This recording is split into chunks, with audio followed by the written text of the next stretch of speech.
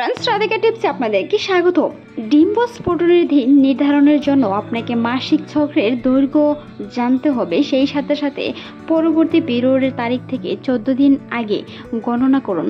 অনেকেই ডিম্বস্ফোটনের দিনটি গণনা করতে ভুলে যান, অনেকেই সঠিকভাবে গণনা করার না কারণে ডিম্বস্ফোটনের দিন সহবাস না করে পরবর্তীতে সহবাস করার কারণে পরবর্তী গর্ভধারণটি পিছিয়ে যায়।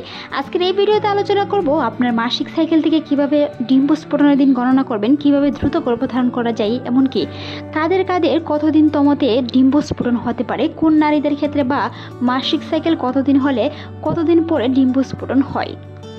আসুন মূল আলোচনায়। পিরিয়ডের তারিখ থেকে 14 দিন আগে গণনা করুন। সেই সাথে যদি আপনাদের একটি 28 দিনের চক্র থাকে, অর্থাৎ 28 দিনের একটি মাসিক চক্র থাকে, সেই হিসাবে ডিম্বস্ফোটন সাধারণত 14তম দিনে ঘটে থাকে।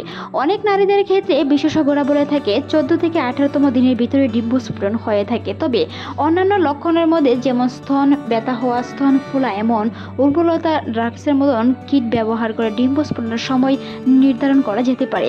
যাদের ক্ষেত্রে ডিম্বস্ফোটন কিংবা ডিম্বস্ফোটনের দিনে নির্ধারণ করতে অসুবিধা বা গণনা করতে অসুবিধা হয়ে যায়, তাদের ক্ষেত্রে শরীরে বিভিন্ন ধরনের লক্ষণ তাপমাত্রা দিয়েও অনেক সময় ডিম্বস্ফোটনের নির্ধারিত করা হয়ে থাকে।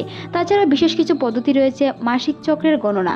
আপনার যদি মাসিক চক্রের প্রথম দিন থেকে পরবর্তী মাসিক শুরু হওয়ার প্রথম দিন পর্যন্ত গণনা করেন, তবে এটি একটি 28 দিনের চক্রের জন্য ডিম্বস্ফোটন সাধারণত 14তম দিনেই হয়ে থাকে।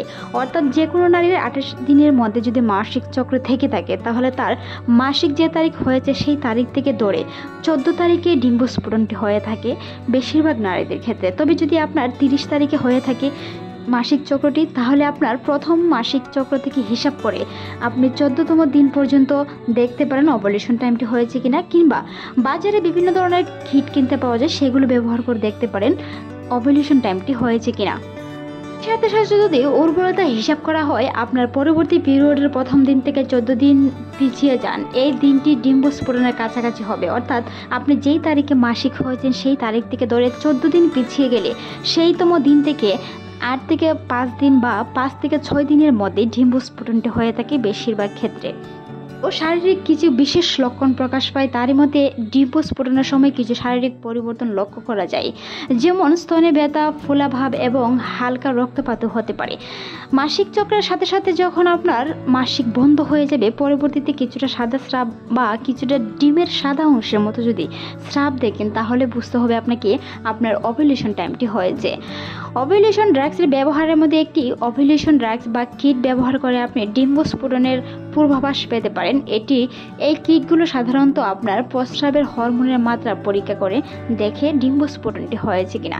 ডাক্তারের পরামর্শ নিতে হবে। যদি আপনার ডিম্বস্ফোটন না হয় কিংবা দীর্ঘদিন ধরে গর্ভধারণ না হচ্ছে, বিভিন্ন ধরনের কিট বা গর্ভধারণের জন্য পরীক্ষা করার পরও ডিম্বস্ফোটনের পরও যদি গর্ভধারণ না হয়, তাহলে টিউব ব্লক এমনকি বিভিন্ন ধরনের জরায়ুতে প্রবলেম আছে কিনা, সেই বিষয়গুলো আপনার চিকিৎসকের সাথে বুঝে নিতে হবে।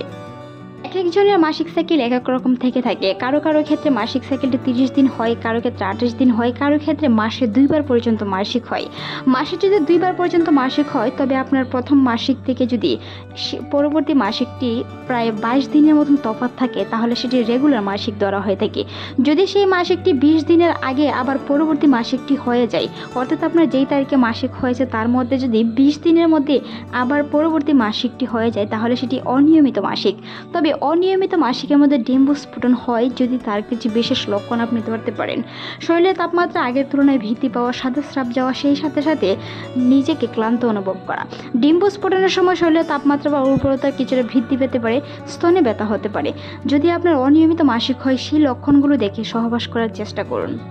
ডিম্বস্ফোটন এক এক নারীর এক এক সময় হতে পারে। কখন ডিম্বস্ফোটন হয়? ডিম্বস্ফোটন সময়কাল প্রতিটি মহিলার জন্য আলাদা এবং মাসিক চক্রের দৈর্ঘ্যের উপর নির্ভর করে থাকে।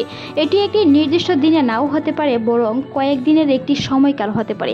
এক একজনের এক একভাবে মাসিক চক্রের হিসাব করে ডিম্বস্ফোটনটি হতে পারে। যদি আপনার 30 দিনের মধ্যে মাসিক সাইকেলটি থেকে থাকে, তাহলে আপনার 13তম দিন থেকে 18তম দিনের ভিতরে হবে। যদি 28 দিনের মাসিক সাইকেল থেকে থাকে, তাহলে 14তম দিন থেকে 18তম বা 19তম দিনের মধ্যেই হয়ে থাকে। যেসব মহিলার 28 দিনের মাসিক চক্র রয়েছে তাদের ক্ষেত্রে সাধারণত 14তম দিনে ডিম্বস্ফোরণ হয় বা ওভুলেশন হয়। এটি একটি গড় হিসাব এবং প্রতিটি মহিলার ক্ষেত্রে মাসিক চক্রে ভিন্ন হওয়া ও ডিম্বস্ফোরণের সময়ও ভিন্ন হতে পারে। 28 দিনের মাসিক চক্র যদি আপনার মাসিক চক্রটি 28 দিনের হয় তবে সাধারণত আপনার মাসিক শুরু হয় 14 দিন পর ডিম্বস্ফোরণ ঘটবে। এই ক্ষেত্রে ডিম্বস্ফোরণের ঠিক আগের দিনগুলোতে 11, 12, 13 এবং 14 থেকে 15তম দিন অন্তত উর্বর হয়ে থাকে, অর্থাৎ সেই আগের দিনগুলোতে আপনাকে কিছুটা এবং ভাব উর্বরতা প্রকাশ পেয়ে থাকে। অন্যান্য মাসিক চক্রের মধ্যে যদি আপনার মাসিক চক্র 28 দিনের বেশি বা কম হয় তবে ডিম্বস্ফোরণের সময়ে পরিবর্তিত হতে পারে। এটি সাধারণত পরবর্তী মাসিক শুরু হওয়ার প্রায় 14 দিন আগে ঘটে থাকে যদি আপনার মাসিক সাইকেলটি 28 দিনের বেশি থাকে বা 28 দিনের কম থাকে। কখন ডিম্বস্ফোরণ হয়? ডিম্বস্ফোরণের সময়কার প্রতিটি মহিলার জন্য আলাদা এবং মাসিক চক্রের দৈর্ঘ্যের উপর নির্ভর করে থাকে। এটি একটি দিনে নাও হতে পারে, তবে যার যে তারিখে মাসিক হয়েছে সেই তারিখ থেকে ধরে 13তম দিন থেকে 18তম দিন পর্যন্ত রেগুলার মেলামেশা করার চেষ্টা করুন, যেটি একটি সন্তান নেওয়ার উপযুক্ত সময়। কারণ একটি শুক্রাণু ডিম্বাণুর সাথে নিষিদ্ধ না হলে কখনোই সন্তান হবে না। যদি আপনার ডিম্বাণু তৈরি না হয় বা ডিম্বাণুটি বের না হয় তাহলে শুক্রাণু মিলিত হবে কার সাথে, সেই সাথে মিলিত হওয়ার সাথে সাথেই কিন্তু গর্ভধারণ হয়ে যায় যদি একটি হেলদি ও সুস্থ শুক্রাণু ডিম্বাণুর সাথে মিলিত হতে পারে। কি আছেন ছেলে সন্তান বা মেয়ে সন্তান নেওয়ার একটি উর্বরতা ভাব থাকে কিংবা মনের একটি ভাব প্রকাশ করার, ছেলে কিংবা মেয়ে সন্তান নেওয়ার ইচ্ছে থাকলে আমাদের চ্যানেল অসংখ্য ভিডিও আছে, চাইলে ভিজিট করে আসতে পারেন। সেই সাথে অসংখ্য ভিডিও পেতে আমাদের চ্যানেল অবশ্যই সাবস্ক্রাইব করে রাখুন। এতক্ষণ দেখার জন্য অসংখ্য ধন্যবাদ।